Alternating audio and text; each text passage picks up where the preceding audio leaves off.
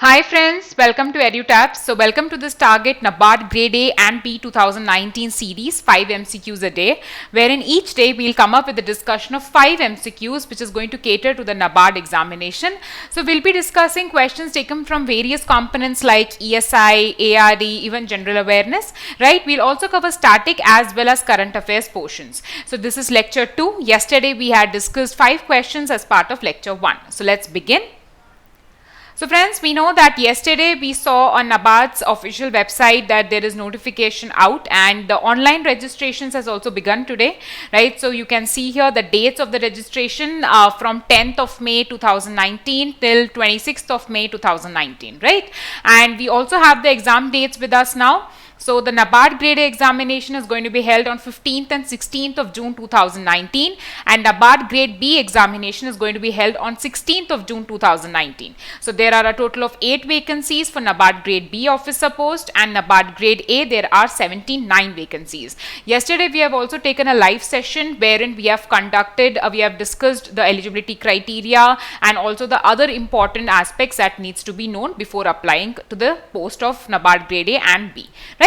And we have also posted the links of the syllabus of ESI and ARD on our Telegram channel, EduTab's Telegram channel, and also the various other links. If you want any information, you can kindly visit or join our Telegram channel and then you can get those links as well. Right friends, let us begin. So quickly about NABARD Grade A previous year results. 17 if you talk about, we have 11 final selections and in 18 there were 26 final selections. Now we are also offering individual courses for NABARD, so you can have a look at this. Okay, so we have a Grade A course separately. We also have launched a separate ARD course, Agriculture and Rural Development. Plus we have also launched Grade B course. So there is a separate paper 3 course as well. Plus you can also get Grade A plus Grade B together in the form of combo, right? So for these courses, if you can see, we are running 20% off and you can use the code NABARD20 to avail the same. Old subscribers, you can drop us a mail at hello@edutab.co.in or you can give us a call. We shall tell you the coupon code that is applicable for you because you are our old subscribers, right? Plus there are also combo courses friends. You can see here there are various combinations that we offer and there's a flat 30% off on the combo courses. You can use the combo code combo30. We also offer the other courses like RBI Grade B, SEBI, RBI Assistant, IBPS AFO. Also there is a QRE course for all other banking examinations. Okay, so coming back to the lecture friends, so here let's discuss today's 5 MCQs. So firstly, as I always do, what we'll be doing is we will see the question, the relevance of it will be seen first, okay? Because as I told you friends, whenever you are talking about a particular question, it is important for you to understand why are we doing that particular question, okay? Where is it exactly linked in the syllabus? Only if you are aware regarding that, it is going to be meaningful for you to do that particular question, okay? So here question 1 today is regarding the India State of Forest report, as you can see on your screens. So again, this is going to be linked to the ARD section and the topic is forestry under India State of Forest report 2015. So friends, in the notification under syllabus, they have given still 2015. But let me tell you that the latest report that is out is that of 2017. Okay, so this is what we are going to be discussing because the latest report is available with us. Okay, and this particular information can be asked both in phase 1 as well as phase 2. This is important. So the students usually get confused regarding whether they need to prepare for ESI and ARD sections separately for phase 1 and phase 2.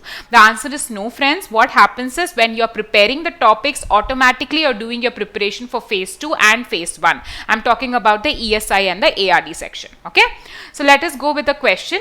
So as per the India State of Forest report 2017, what is India's forest cover as a percentage of the total geographical area of the country?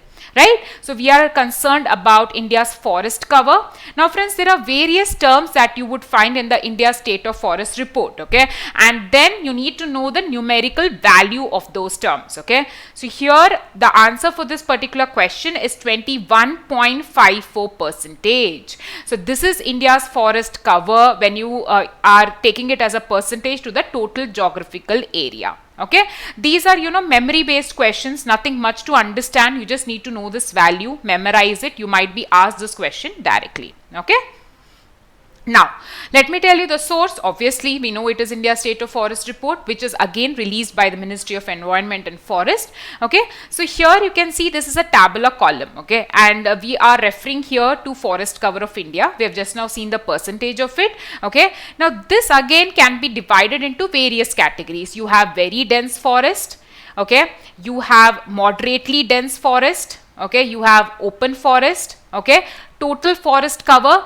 This is what we covered as part of the question. This total forest cover is what we just now saw. Okay, there is scrub and there is non-forest. Now all these parameters in the form of percentage of India's cover, in the percentage of geographical area, sorry, you need to memorize. Okay, so make sure you pause this video, take some time out, 1 or 2 minutes, and cover these particular figures that you can see on your screen. That's very important. This screenshot is exactly taken from your Indian State of Forest report, right friends?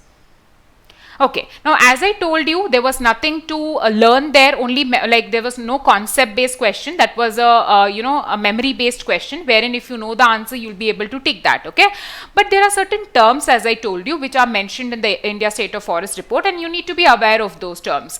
So here you can see that there is forest cover, one term. Okay, here you can see, and recorded forest area. Okay, so basically what is forest cover?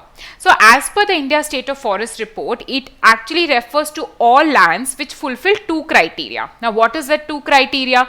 One is that land should be more than 1 hectare in area. So this is the first criteria that needs to be fulfilled.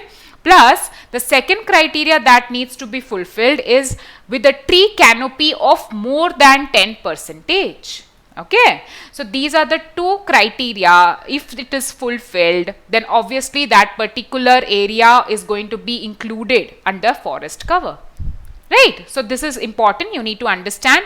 But if these two points are covered, then we are not going to bother about land use, ownership, legal status. We are not bothered about that. Okay, that's very clearly mentioned. Okay, so that is why it may even include orchards, bamboo, palm, etc. Okay, and how are we assessing the forest cover? Through remote sensing. This is very simple, right? And there's other term as well, which is called recorded forest area or normally forest area. Now this particular term refers to all the geographical areas recorded as forest, okay, in the government records. Okay, so this is very important. It mainly consists of two things. One is reserve forest and protective forest. Okay, now what you need to do is you need to read these lines, once or twice, because there are, like you can see, greater than 10%. Okay, then you can see more than 1 hectare in area. So if you read it once or twice, it will be registered in your memory. And after that, what you need to do, you need to be aware about the percentage. We have just now seen that, right? Okay, so we are done with the first question. Now let us move to the second question, friends. So again, this particular question that we are discussing, let's see the question. In which of the following years was the Tendulkar Committee for Poverty Estimation set up? Okay, so as we know, under NABARD we have two important sections. One is ESI and ARD. So this particular question of ours is linked to the ESI section, Economic and Social Issues section. Under that there is a chapter which is called Poverty Alleviation. So this is linked to that particular chapter. Plus this kind of question again can be put forth even in phase 1 as well as phase 2. Okay, so there might be even very simple question, as you can see in your on your screens, that what was the year in which it was set up. So it can be as simple as that as well. Okay, so that's why we have included these kind of questions. Was it 2005, was it 2012, was it 1983, 2011 or 2013? That is 2013. Okay. Now the correct answer is 2005. So the Tendulkar Committee for Poverty Estimation was set up in the year 2005. So just memorize it, very simple. It will just take you 1 minute to do that, right?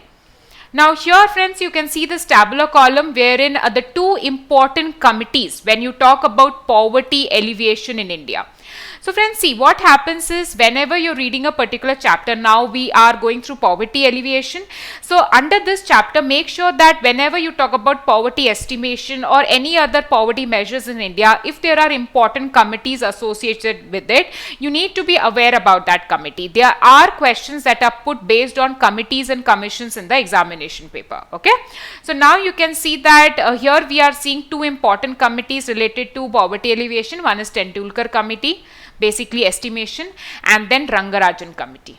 Okay, so these two committees are very prominent. That's why you can see that we have mentioned that here. So again, both these committees were set up by the Planning Commission. Okay, we are having a look at the year in which they were set up. So Tendulkar committee in the year 2005 and Rangarajan committee in the year 2012. Okay, and obviously they submitted reports after a few years of this being set up. So 2009 the report was submitted, 2014. Now poverty estimation method, if you talk about, the main difference is in Tendulkar method per capita expenditure monthly was noted. Okay, per capita means here per head. Okay, individually. But if you talk about Rangarajan committee, it was monthly expenditure of family of 5. So this considered family as a unit. So this is one thing you need to note, and this considered individual as a unit. Okay. Now urban poverty line per day per person. So it is 33, okay, and here 47 rupees, right? Here again urban poverty line per month per person, okay, 1000 here, and here it is rupees 1407, okay.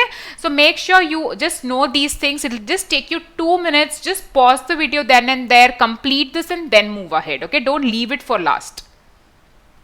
Now coming to the third question, friends. Okay, first we'll read the question.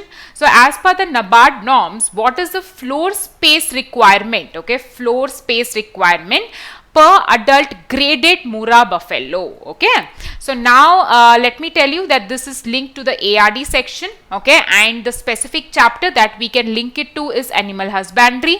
Again, it can be asked in both phase 1 as well as phase 2. Right. Now friends, yes, those who are new to this pattern, let me tell you that these kind of questions are also expected in NABARD examination. Okay, and there is a very important source, NABARD's bankable project reports. Okay, so we will in fact be coming out with specific questions. In our course also we have uploaded a special section there which says MCQs on NABARD's model bankable project reports. Okay, so under that there are certain techno-economic parameters that are given. So based on that also you get exact questions that are there in your paper. Okay, so we shall in the coming lectures also try and cover on a daily basis or alternate day basis 1 or 2 questions based on that report, so that we cover that report as well through the series. Okay, so is it 50? Okay, is it 50 square feet? Is it 20? Is it 30, 45 or 35? Let us see the answer. So the answer for this particular question, friends, it is 50. Okay, so if it is 50 square feet, that is the floor space requirement, okay, of an adult graded Murrah buffalo, right? Now let me show you this particular picture wherein we have taken this particular screenshot exactly from the NABARD's model bankable project report. So as I told you, this is the techno-economic parameters that they have listed. Okay, now under this, if you see, they have given this floor space requirement per adult animal and per calf. So both these data points are important for us. That's why I have highlighted this in red. So the adult animal, it is 50. Okay, and for calf it is 20. Obviously it is going to be less. Okay, and specific we are talking about graded Murrah buffalo, right friends? Okay, so the fourth question now. So it says, which one of the following pathogens causes a major disease in mango plants? So this is a particular question which relates to diseases in plants. Okay, now again we can link this particular question to your ARD section, and the specific chapter that it can be framed under is plantation and horticulture crops. Okay, so basically all the important crops, we need to know the major diseases caused in those plants or crops. Okay, so here you can see the options. I am not going to take the risk of pronouncing these. Okay, so you please kindly have a look at the options that you can see on your screens. Let us see what is the correct answer for it. So friends, the answer for this particular question is Colectotrichum, okay, gliosporioids. I'm really sorry about the pronunciation, but it is tricky. Okay, so this is a pathogen which causes a major disease in mango plants. So let us see what is that disease, what is the symptom, how it looks like. Okay, these are things that we need to know. Okay. So here you can see that it is one of the most damaging pathogen. Okay, it causes a disease in mango which is called anthracnose. This is important. Okay, it is a fungal infection. This is important. Okay, and this is actually the most prominent disease, and it leads to a lot of loss to the mango producers. Okay, because it can cause a direct loss of fruit. And even if it is untreated, then you can see, it produces blemishes on the fruit. Okay, you can see here the dark spots that you can see.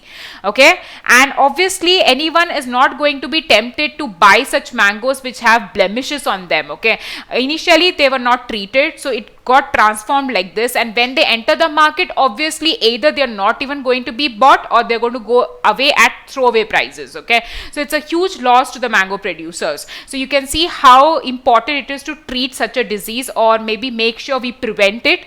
Okay, now this anthracnose symptoms are not only caused on the fruits, but there are other parts also. Okay, like you can see here this diagram, on the leaves also you can see the black blemishes that are there. Okay, so it occurs on leaves, on twigs, petioles, flower clusters and fruits. Okay, so you can see small lesions. Okay, angular brown to black spots. Okay, and you can see here that what are the conditions that lead to this kind of blemishes. Okay, it is wet, humid, warm weather conditions. Obviously you can relate to the fact that it is a fungal infection. So fungi, fungus grows usually in places which is humid, okay, and which is you can say warm. Okay, so these are the two conditions which are very favorable for the fungi to grow. So that is the reason, obviously you can relate the fact it is a fungal infection, and thus it requires these kind of circumstances.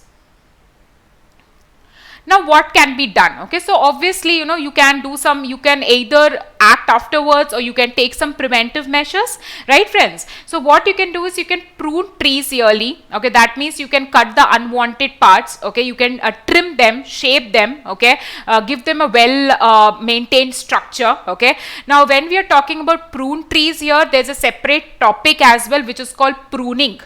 Okay, and there are various methods of pruning. So this is again one of the important topics that is there in horticulture. We can also discuss this topic later in the later lectures. Okay, understand this. Okay, so pruning. Now the other point that can be done is wider plant spacing. Okay, if you're planting mango, you make sure that there's enough space between each plant. Okay, that's one thing that you can do. Intercropping. Okay, again you can make sure that mango trees are crossed or planted with some other species. Okay, and then the other thing is you can do periodic fungicide spray, and there's a very important fungicide spray which is commonly used for anthracnose, that is called mancozeb. Okay, so this is again very important. Memorize this name, mancozeb. It is important. Okay, now again you can just see here that when we talk about intercropping, so this topic is related to your basics of agriculture, or I may say agronomy. Okay, so when we do some questions from agronomy, we will definitely see the various cropping patterns. So then we will understand deeply what is intercropping. So this is how, friends, you need to link each thing. Okay, we started off by understanding a disease, okay, that has occurred in mango trees. Okay, then we went ahead, we saw what are the conditions that lead to such a disease, what are the parts that get affected, what can be done. So when we are seeing what can be done, from that also we can pinpoint various other subtopics as well. So this is how your mind should run when you see these questions, these topics, and that is the main reason we are discussing this question in this series, right? Okay, so now we can see the following are the name of the pests that cause diseases in mango. Okay, so these are some of the pests: mango hopper, mango stem borer, and fruit fly. So these are the name of the pests, and in the brackets also you can see the name, the scientific name, okay, of the disease that is caused. Okay, and let me just tell you that it is important for you to know the pests that affect a particular plant, and you need to know the disease that they cause. Okay, so these two things are very important. Okay, so make sure whenever you're reading the notes or wherever you're referring, you need to know what are the various pests and the diseases that they cause. Okay. Fine. So the fifth question out here, the last question that we'll be discussing today is which of the following soils has the highest efficiency? Okay. So this particular question is again linked to the ARD section and specifically to the soil and water conservation. It is relevant for both phase 1 and phase 2. Okay. Now let us see which of the following soil has the highest efficiency. Okay. Is it sandy soil? Is it loamy? Is it clay? Is it both A and B or both A and C? Let us see the answer.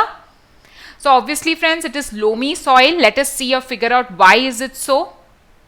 So friends, here you can see the type of particles that we usually find in the soil. Okay, so the particles can be very small sized. Okay, they are called clay. Okay, again there is a parameter on which we divide them, that is based on the diameter. So here less than 0.002 mm, if they have the diameter, then obviously it is called clay.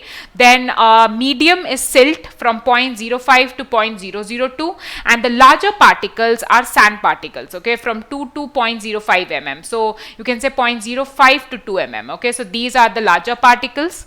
Okay, now a soil constitutes of a mix of all these sized particles. Okay, so when I say loamy soil, okay, loamy soil actually has a very right proportion of all these kind of particles. It has a very right proportion of clay particles, sand particles and silt particles.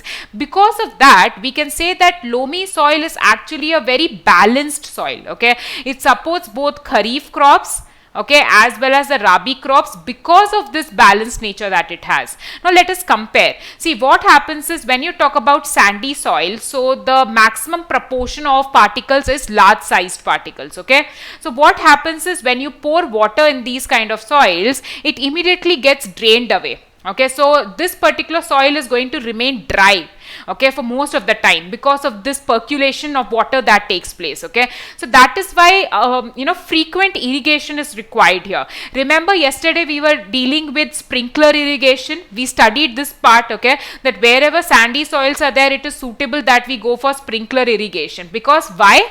Because in sandy soil you require frequent irrigation. Okay, this is the reason, because the water does not stay there and the soil gets dry, but the plants need water, right friends? So understand that. So we cannot say that the most efficient soil is sandy. No, we cannot say this. Now come to clay soil. Okay, so when I talk about clay soil, it consists of small sized particles. Okay, so what happens now is the exact opposite of sandy soils. So when I pour water, there is a stagnation of water that takes place, and it makes the soil heavy too. Okay, so because of this stagnation, again not all plants would require or prefer stagnated water for its growth. Okay, so again it cannot be called highly efficient because it cannot support most of the crops. Okay, but which one is a balanced one then? The loamy one. Okay, which is neither having the characteristics of sandy, which is again extreme, nor the characteristics of clay soil, which is again extreme.